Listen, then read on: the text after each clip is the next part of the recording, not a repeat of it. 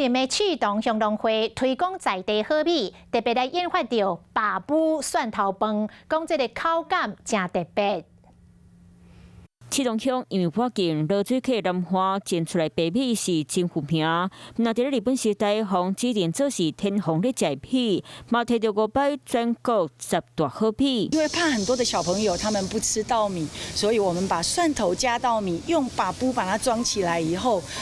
装进来以后就变成我们今天的蒜头饭。另外，启东乡农会嘛来甲大家小解，要如何用白米和蒜头甲掺做伙制作蒜头饭，其中蒜头的香味和白米口感，小大人囡仔拢食个真喜喜。把新鲜的蒜头切成末，要一样的大小，开始拉拉嘞，然后再把我们的蒜酥拌进去，我们好吃的蒜头饭就出现了。 启东乡的白米和蒜头拢有特殊的香味和口感，借由农会研发的爸母蒜头饭来推广在地好米，若有兴趣品尝，卡手带紧。 Hello， 我是易景，想要抢先掌握最及时的新闻资讯吗？赶快订阅、按赞、开启小铃铛，锁定华视新闻的 YouTube 频道。